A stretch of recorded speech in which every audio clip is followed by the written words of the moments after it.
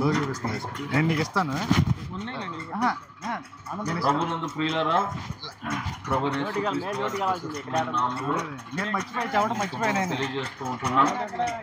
అంతేకాకుండా అడ్వాన్స్ గా క్రిస్మస్ శుభాకాంక్షలు కూడా తెలియజేస్తున్నాం. ఈ రీతిగా ఈ మధ్యాహ్న కాలం ఈ రీతి పాటలు పాడుకుంటూ మీ మధ్యకు రావడానికి ప్రభువైన యేసుక్రీస్తు వారి ప్రేమ గురించి తెలియజేయాలని ఆశిస్తుంటున్నాం.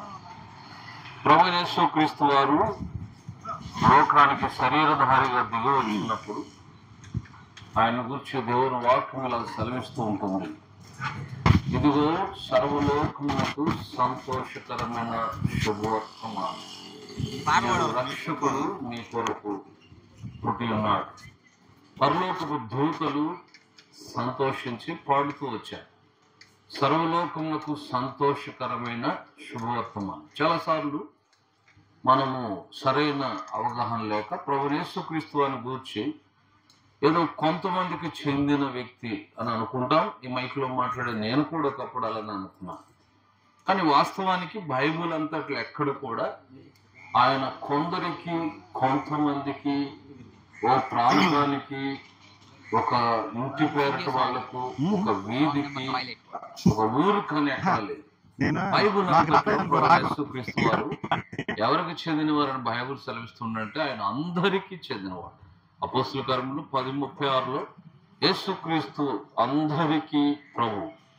అంతేకాదు బైబిల్ అంతట్లో అదే ఉంది. భూదిగంతముల నివాసులారా నా వైపు చూచి రక్షణ పొందుడి అంటాడు. ప్రయాసపడి భారం మోసుకొనుచున్న సమస్త జనులారా నా యుద్ధకు రండి అన్నాడు. కానీ కొంతమందిని, కొంత ప్రాంతాన్ని కాదు. ఇది అవగాహనలో ఏం మాట్లాడేది. కనుకనే ప్రభువైన యేసుక్రీస్తు వారు అందరూ. అందుకే ఆయన లోకానికి దిగిరావడం అన్నది సర్వలోకమునకు సంతోషకరమైన శుభవర్తమానం. It is the joyful news for all the world. కాబట్టి ప్రతి ప్రపంచానికి, ప్రతి ఒక్కరికి సంతోషకరమైన. ఎందుకని ఏంటి ఆ సంతోషం? ఆయన భూమి మీద దిగడం ఖచ్చితంగా. ఇది ఇంకో మాటలో చెప్పాలంటే స్నేహితులారా, బైబిల్ మాత్రమే కాదు, ప్రతి మత గ్రంథంలోనూ కొంత ప్రత్యక్షంగా, కొంత పరోక్షంగా కూడా దాగిన సత్యం ఇది. సృష్టికర్త అయిన దేవుడు నరావతారిగా భూమి మీద దిగవస్తాడు. అరుదించిన వేళ ఎంతో శుభకరమైంది, అది సంతోషించాల్సింది అని. కనుకనే మానవుని ప్రేమించిన దేవుడు మానవాకారంలో భూమి మీద దిగవచ్చి మనందరి పాప క్రైధనం నిమిత్తం కలవసంలో తన ప్రాణమునిచ్చాడు. అందుకే ఆయన శరీర ధరకున్న దినాలు చెప్తాడు, నేను ప్రాణం పెట్టుటకే దిగవచ్చాను. ఆయన జన్మించింది కూడా కేవలం పండుగ చేయడానికి మాత్రమే కాదు, ఆయన ప్రాణం ఇవ్వడానికి. ఎందుకనంటే ప్రతి మానవుని విమోచన పరిశుద్ధ రక్తాన్ని చిందించడం ఇమిడి ఉన్నది, పవిత్రమైన బలం. అందుకే పూర్వం నుండి కూడా మన పితరులు బలర్పించే ఉద్దేశం ఏంటంటే రక్తం ఏదో మానవుడు పాపాన్ని కడుగుతుంది. కాకపోతే ఏ రక్తం కడుగుతుంది? పరిశుద్ధ రక్తం కడుగుతుంది. అందుకే ఎక్కడుంది పరిశుద్ధ రక్తం? ఏ జంతువు, ఏ పక్షి దేని చూసిన కామక్రోధలో, మదమత్సరాలతో, అపవిత్రతో, స్వార్థముతో, కోపంతో నిండి ఉంది. కానీ ప్రభువైన యేసుక్రీస్తు వారు ఎంత పరిశుద్ధుడంటే ఆయన అంటాడు, నాలో పాపం ఉన్నదని మీరు ఎవరైనా చూపించగలరు. యేసు ప్రభువు గురించి బైబిల్ అంటుంది, పవిత్రుడు, నిర్దోషి, నిష్కల్మషుడు, పాపుల్లో చేరక ప్రత్యేకంగా ఉన్నవాడు, మరణాన్ని జయించి తిరిగి లేచి ఆకాశ మండలం నుండి వెళ్ళినవాడు, ఈయన మనకు సరిపోయిన వాడు. ఎవరైనా చూపించగలరా? యెషయా గ్రంథం 40:25 అంటాడు, నీవితంతో సమానుడు అని మీరు నన్ను ఎవరికి సాటి చేయుదురని పరిశుద్ధుడు అడుగుతున్నాడని బైబుల్ చెప్తుంది. పరిశుద్ధులను బైబుల్ సెలవిస్తున్న ఈ దేవుడు చెప్తున్నాడు, నాతో ఎవరినైనా సాటి చేసి చూపించగలరా?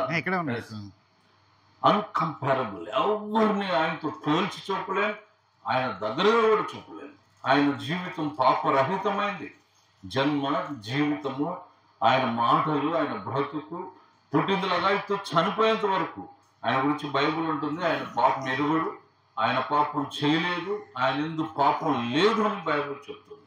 ఇలాంటి పరిశుద్ధుడు లోకానికి దిగిరావడం నిజంగానే ఆనందకరం. అందుకే ఇదిగో సర్వలోకములకు సంతోషకరమైన శుభవార్త. ఏంటి సంతోషం అంటే మానవుడు మన పాపాలకు విమోచన. ఎంత గొప్పదో తెలుసా?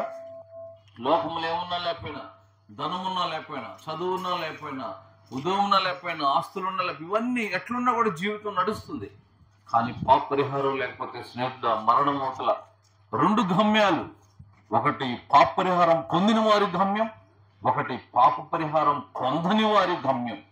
పాప పరిహారం పొందిన వారు పరిశుద్ధ స్థలంలో దేవునితో యుగయుగాలు ఏడుపు ఉండదు, దుఃఖం ఉండదు, మరణం ఉండదు, వేదన ఉండదు, ఆకలి తప్పులు లేని రాజ్యాలు ఉంటారు. పాప పరిహారం పొందని వారు అగ్ని గంధముతో మండు గుండములో యుగయుగాలు ఏడుపు, పండ్లు గురుట, రోధముతో, అయ్యో నేనెందుకు నా పాప పరిహారం గురించి ఆలోచించలేదు, అయ్యో నేనెందుకు నా పాప పరిహారానికి మూలమైన యేసుప్రభువుని ఎందుకు విశ్వసించలేదని. స్నేహితులారు, ఏదేదో మేము గుడ్డిగా చెప్పడం కాదు, ఖచ్చితంగా మరణమూతుల నరకానికి వెళ్ళినాకైనా ప్రతి మనుషుడికి అర్థమయ్యే సత్యం ఇది. ప్రభువైన యేసుక్రీస్తు వారు మాత్రమే నా పాపానికి పరిహారకుడైను అని నరకములో గ్రహిస్తే, కాకపోతే అప్పుడు గ్రహిస్తే ప్రయోజనం లేదు. అందుకే ఈ శుభవార్త తెలియజేయడానికి ఈ రీతి మేము మీ వద్దకు వచ్చాం. ప్రభువైన యేసుక్రీస్తు వారినందు విశ్వాసం ఉంచము, అప్పుడు నీవు నీ ఇంటి వారు గొప్ప రక్షణ పొందగలరు. మా ప్రియులు చిన్న చిన్న పత్రికలు, కరపత్రికలు తెస్తున్నారు, అవి షాపులు దొరికే కాదు, తీసుకొని చదవండి. మరెక్కువ తెలుసుకోవాలని దాని మీద ఉన్న అడ్రస్ కూడా సంప్రదించాలని ప్రేమతో మనవి చేస్తున్నాను. మీ కొరకు ఇక్కడి నుంచి వెళ్ళక మనం చిన్న ప్రార్థన చేస్తాం. మా ప్రియమైన స్నేహితులారా, మీరు ఇంకా ప్రభువైన యేసుక్రీస్తు వారి గురించి అధికంగా తెలుసుకోవాలనుకుంటే ఎనమానూరులో, రామనగర్లో, శ్రీనివాస కాలనీ క్వార్టర్స్ ఎదురుగా కట్ట మీద ఊళ్ళో ప్రార్థన మందిరం ఉంది. అక్కడికి వచ్చినట్లయితే అనేక విషయాలు మీకు తెలియజేస్తారు. రండి, మీ కొరకు ప్రార్థన చేస్తుంది. ఈ స్థలం గురించి వెళ్ళకముందు మీ అందరి క్షేమం కొరకే ప్రార్థన చేస్తూ ముందుకు వెళ్తాం. ప్రార్థన. ప్రేమానముఖంలో మా ప్రియ పరలోక మందిరం మా తండ్రి, ఉన్నతమైన దేవ, మీకు స్తోత్రంలో అందరము చెల్లించుకుంటున్నాం ప్రభా. నిమిత్తమైతే ప్రభా ఈ ప్రాంతానికి ప్రభావ మీరు మమ్మల్ని తీసుకుని వచ్చారో మీ ఉద్దేశాలన్నీ పరిపూర్ణంగా నెరవేర్చు రమ్మని ప్రార్థిస్తున్నాం ప్రభావ. సహాయం చేయండి, ఉన్నతమైన నీ కార్యాలు ఈ గ్రామంలో చేయండి ప్రభావ. మీరే సహాయం చేయండి అయా ప్రభా. చెప్పబడిన వాక్యాన్ని విని వారు గ్రహించి అయా నీ యొక్క శిలువ త్యాగాన్ని ప్రభావ వారు గుర్తెరిగి నీ రక్షణలోకి వారు వచ్చినట్లుగా మీరే సహాయపడుతురమ్మని ప్రార్థిస్తున్నాను ప్రభావ. వారి చేతి పనులను ప్రభావ, వారు చేసే ప్రతి పంట అయా ప్రభా, వారి యొక్క సాగుబడిని కూడా మీరు దీవించండి, ఆశీర్వదించండి. ఈ గ్రామంలో ప్రతి వారిని ప్రభా, నీ ఉద్దేశంలో ఉన్న ప్రతి వారిని ప్రభావ మీరు రక్షించుకుంటూ రమ్మని ప్రార్థిస్తున్నాను ప్రభా. సహాయం చేయండి ప్రభా. ఇక్కడ నుండి ప్రభావ ముందుకు వెళ్తుండగా మీరే సహాయం చేయండి. మా ముందు మీరు నడుస్తురమ్మని ప్రార్థిస్తున్నాను ప్రభావ. సహాయం చేయండి, ఉన్నతమైన మీ ఉద్దేశాలు నెరవేరుస్తురమ్మని యేసు ప్రభు వారి ఘనమైన నామంలో ప్రార్థిస్తూ ఉంచి వేడుచున్నాను తండ్రి. ఆమేన్.